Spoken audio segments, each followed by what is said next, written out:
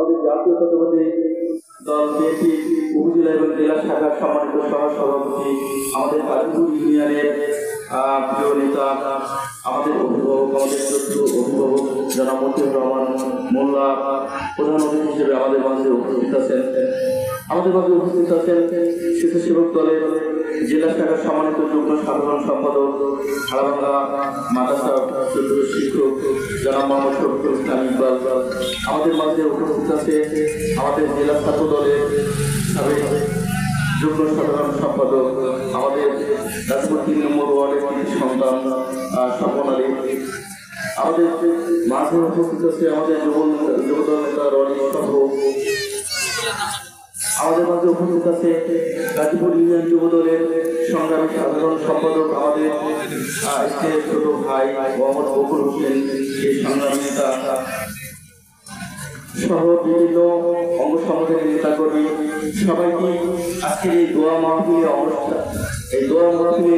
উপস্থিত হওয়ার জন্য আমি জাতীয়তাবাদী যুবদল মন্ডলী, আপনারা জানেন যে আজকে আমরা যার জন্য আজকে দোয়া মাহফিলে উপস্থিত হয়েছি, তিনি 3বার নির্বাচিত সফল প্রধানমন্ত্রী, দেশনেত্রী, যাকে সমস্ত আরামাজ ত্যাগ করে এই দেশের মাটি এবং মানুষের প্রতি তার যে ভালোবাসা, সেই ভালোবাসায় শিক্ষা করে তিনি আমাদের মাঝ রয়েছেন। আপনারা জানেন তার একটা ছেলে মারা গেছে, তাকে মানে ভালো মতো দেখতে চাই। তার একটা ছেলেকে মারা গেছে, একটা ছেলে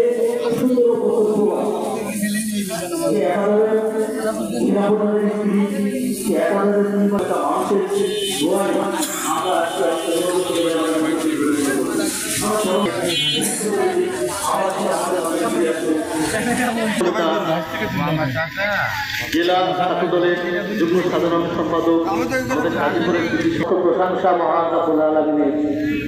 আল্লাহ তাআলা এজন্য আমরা সকলে বলি আলহামদুলিল্লাহ। আজকে তার ভুলের কথা বলে শেষ করা যাবে না।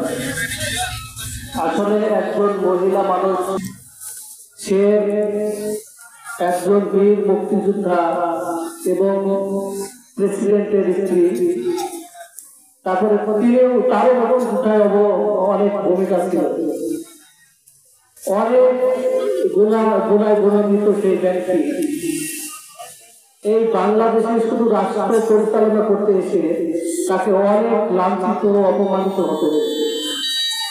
সেটা আসলে আমরা আল্লাহ তাআলার শ্রেষ্ঠ জীব হিসেবে সহ্য করতে পেরেছি। যদি কোনো গাছপালা হতো তাহলে হয়তো ফেলে অনেক আগে চলে যেত।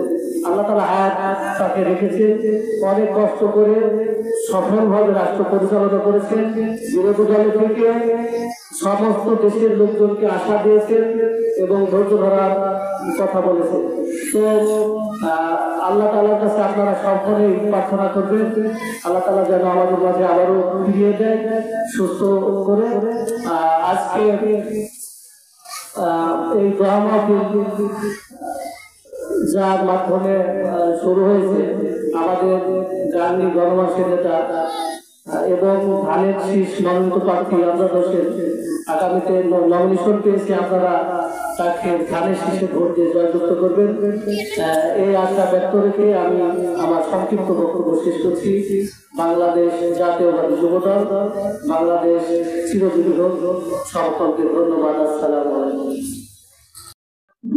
ভূমিকম্প হয়েছে, তো তিনি জিজ্ঞাসা করছেন যে ভূমিকম্পর খবর, ভূমিকম্পতে আমাদের মানুষের কোনো ক্ষতি হয়েছে কিনা, আপনারা মানুষের পাশে দাঁড়িয়ে থাকি কিনা, এই কথা বলেছে।